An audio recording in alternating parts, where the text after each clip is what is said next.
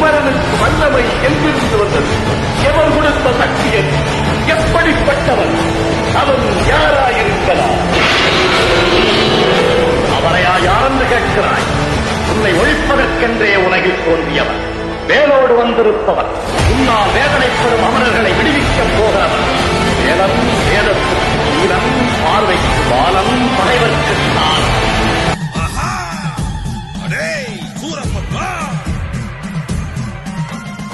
அடிவாளம் எனக்கேதும் கிடையாதப்பா, கடல் தாண்டி மலை தாண்டி ஜெயிப்பேனப்பா, கொடிகாக்க குலங்காக்க பிறந்தேனப்பா, பகையோரை பொலி போட எழுந்தேனப்பா.